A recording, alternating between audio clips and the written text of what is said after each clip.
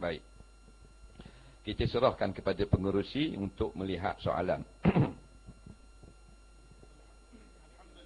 Terima kasih kepada Fadil Ustaz Azhar Idrus dengan tazkirah yang begitu bermakna untuk kita semua pada malam ni. Malam ni tak boleh muka lain tak apa. Dah 3 perkara tu. Ingat molek. Sedekah jariah, ilmu yang bermanfaat dan juga anak yang saleh. Amur bila-bila kertas ni saja dekat dengan 70. Dia mesej saja kat 200 lebih. Dalam Facebook lagi puluh-puluh soalan. Jadi kalau tidak minggu depan pun pagi esok tak boleh clear lagi Ustaz Azhar ni. Jadi kita terus pada soalan. Soalan pertama. Salam Ustaz, saya nak kahwin tapi bakal tok tua tak kenal. Dia tak yakin dengan saya walaupun anaknya sudah suka dekat saya. Saya suka solat Jumaat, suka buat amalan yang baik, tapi bakal tok tua tak yakin sebab saya tak ada title ustaz dan tak ambil jurusan agama.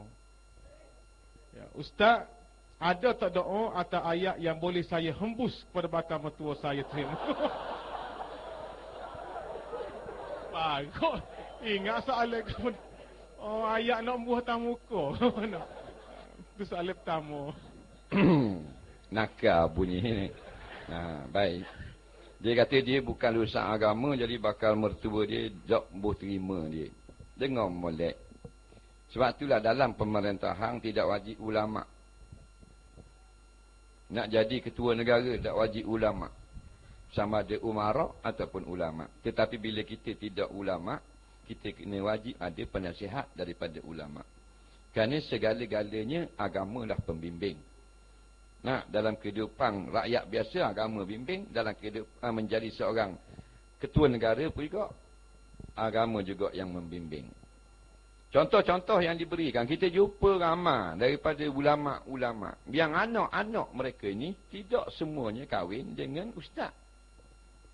Ada kahwin dengan ahli akademik, ada kahwin dengan pegawai bank dan sebagainya. Sebenarnya tidak disyaratkan, maknanya anak ni, menantu ni dia kena ustaz. Dia nak ni orang Islam yang baik. Buat memakan kaki kerajaan pun pakai luar tak akan jubah, pakai baju kemeja, tapi dia orang Islam yang baik. Yang agamanya kita rata ni yang kata izaja makum mantardau dan dinah. Bila datang kepada kamu orang yang kamu suka, tengok agamanya.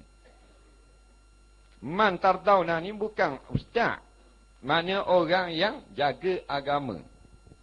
Walaupun dia tidak bersegebang, tidak berpiok, tapi dia orang jaga agama. Yang pertama, dia orang yang beriman. Yang kedua, dia orang yang jaga semayang. Dan dia tidak buat benda-benda yang jahat. Dia dipanggil orang soleh. Dia orang baik. Jadi, dia nak ustaz natu dia tu hak dia. Tapi jangan kita buat begitu. Nak natu aku, nak ustaz. Natu aku, nak pandai baca kitab. Natu aku, nak balik Syria, balik Jordan. Jangan gitu. Natu aku, biar orang Islam yang baik. Bila Islam yang baik, dia akan sokong pemerintah zalim. Itu kena faham kau tu. Takut tak faham. Jadi senang sahaja.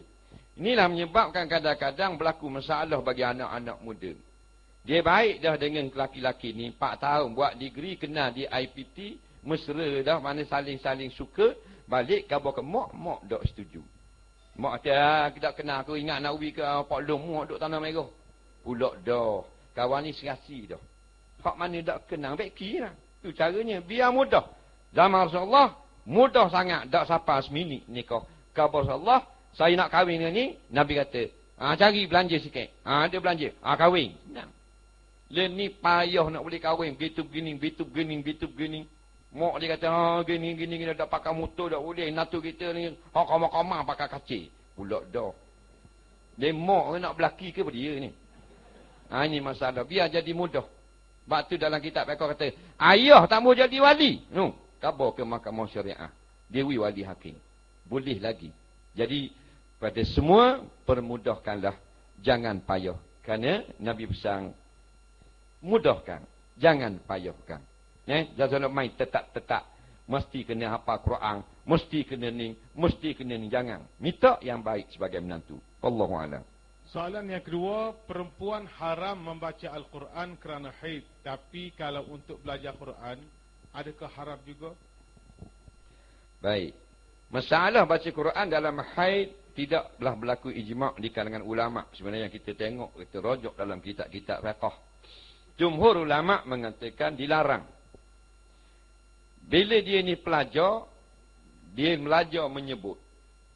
Maka pendapat yang ramai mengatakan kalau dia niat baca Quran, maka dilarang, iaitu haram.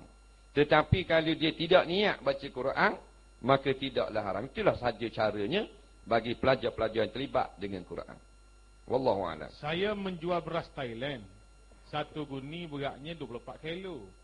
Tapi kerana beras ni mahal, maka saya buang 1 kilo. Apakah haram cara ini? Dia jual beras siang. Harganya sama tapi dikurangkan akan kilonya.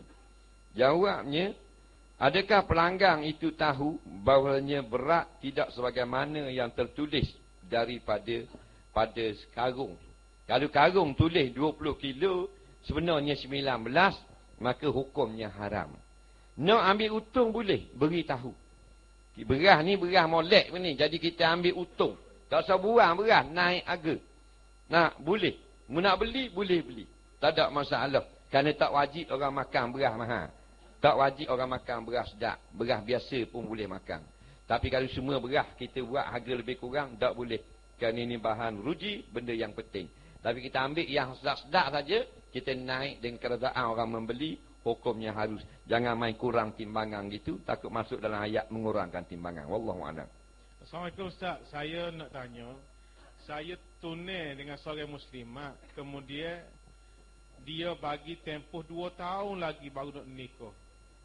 Cuma saya nak tahu, adakah saya atau pasangan saya ini kalau saling ingat mengingati dikira zina hati? Saya harap saya jawab soalan. Oh, zina hati. Ingat ke tunai? 2 tahun nak tunang. Mana jadi dengung gini? Tunang boleh, katanya keluarga perempuan atau perempuan ni. Tapi 2 tahun baru nikah. Ai, berat lagu ni. Sebab tu tidak digalakkan tunang lama-lama. Sebab bila tunang lama, dia ingat mengingati. Dia ingat kau lama, kau parak. Dia tak ada maintain ingat gitu.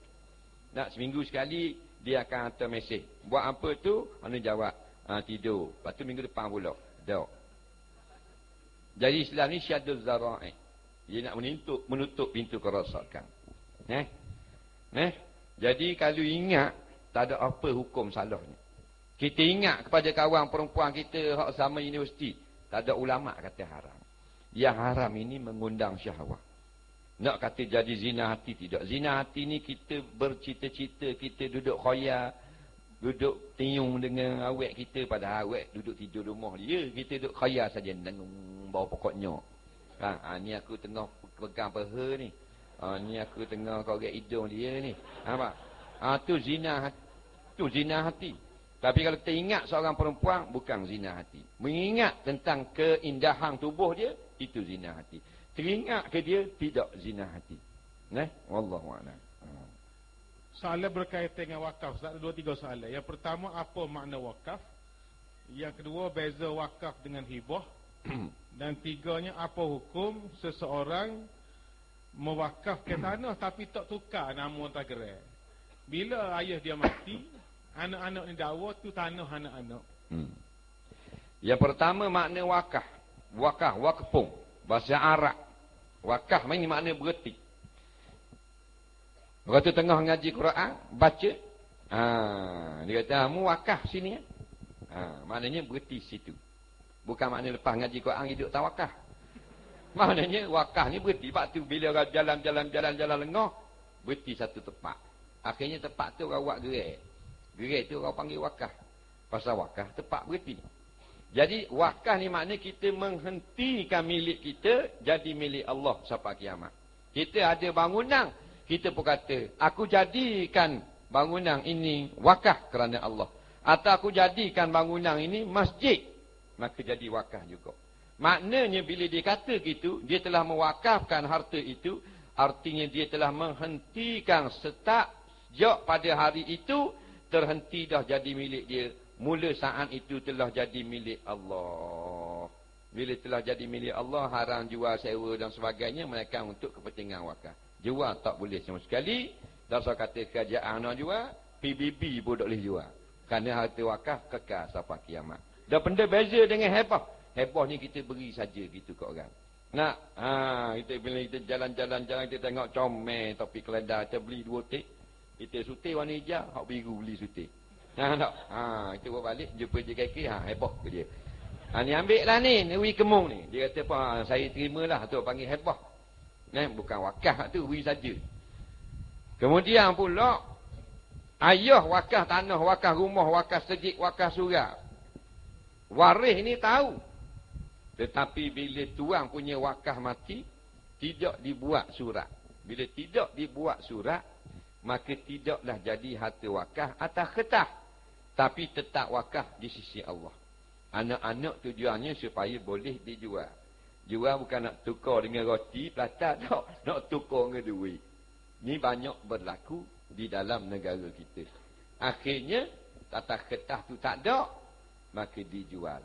Wajib atas orang yang tahu, buat jadi surat dan resmi. Tak buat, berdosa besar.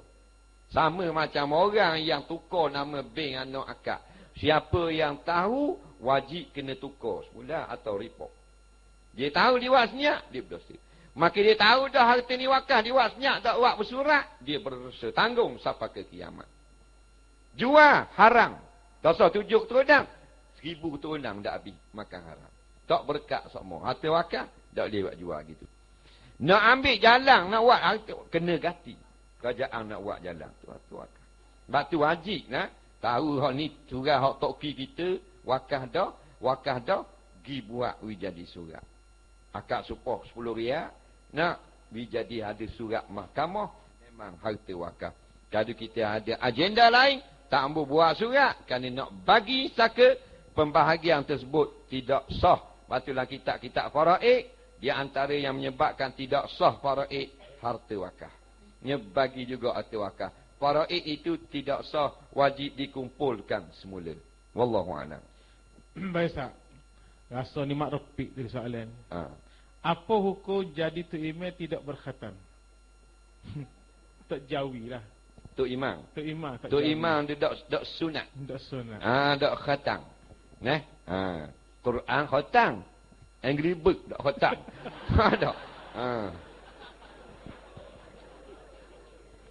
Jadi khatam ni, dia tidak ada kaitan pun sah ataupun tidak sah sebenarnya. Dia sebenarnya kait dengan kebersihan. Kalau ada najis, tidak sah. Kerana syarat sah solat, bersih pada najis, pada tubuh badan. Jadi kalau tidak berkhatam, bukan mana tidak sah. Tidak berkhatam, sah jika tiada najis. Faham tak? Waktu ramai orang masalah faham, bak khatam. Dia kata orang tak khatam lagi, tak boleh duduk sah orang tua. Nyaknya kawan tu dah baru masuk Islam, umur 60. Kena duduk dengan budak cek. Nampak tak? Padahal tak ada ulama' kata gitu. Ulama' kata hak dak balik duduk belakang. Hak balik dah biar dak khatam lagi pun duduk depan. Tapi kalau jadi imam, sah jika tiada najis pada khuluknya. Cuma kata setengah ulama' lebih aula yang berkhatam. Dia bukan kait dak sah selalu. Jangan bila kata dengar dak khatam, tidak khitam, tidak sunat, tidak jawi, tidak sah mayang, dak betul. Yang tidak sah ialah masalah najis. Tak ada kaitan dengan khitam ataupun tidak. Cuma pada jalan kebiasaan. Kalau tidak khitam dan tidak bersih, jadi ada air kecing situ sikit, jadi dak sah semayang. Wallahu a'lam. Apa hukum melukis? Bahaya. Komik. Macam gelai sana. Apa hukum melukis komik? M dia bukan N. Komik. Cerita kartun.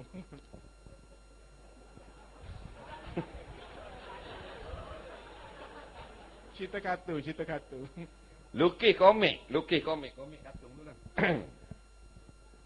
Baik, melukis ni panjang sangatlah huraian ulama-ulama. Macam bab muzik juga. Tak habis-habis. begini. Yang ijma'nya kita lukis itu perkara yang haram, tak ada khilaf. Iaitu kita lukis itu maknanya benda yang untuk digunakan untuk tujuan syirik. Walaupun katun, dia lukis katun tu Jesus Christ. Katun bondanya Siti Maryam, 3 Tuhan. Seperti komik-komik Kristian yang ada sekarang. Sekarang di Pantai Barat ada komik Kristian. Ini adalah gerakan Kristian. Dia komik tu diselit-selitkan jual. Komik ni dilukis Siti Maryam, Nabi Isa sebagainya. Walaupun bentuk komik, hak tu haram. Lukis gambar Tuhan dan sebagainya. Haram. Atau lukis lucuh. Dia ni ada komik lucuh pula. Komik lucuh, hak jenis internet, hak jenis bahan kertas bercetak. Hukumnya haram, tak ada khilaf. Nah, kemudian dia lukis komik ni, komik kartun saja. Bila komik kartun saja, kata setengah ulama tak boleh. Kata setengah ulama boleh, makruh saja. Kalau komik itu alternatif untuk melawan akan komik-komik mengarut yang ada pada pasaran, seperti komik-komik Islamik sekarang, maka sekarang sudah ramai ulama-ulama yang tak fatwa dengan harus. Nampak? Kerana tidak ada berlaku pemujaan dan sebagainya. Jadi kalau kita pandai melukis, lukis komik, lukislah komik yang membawa nasihat. Lukislah komik yang menjadikan orang bila baca, ingat kepada akhirat. Mana cinta kepada Islam, suka kepada ulama.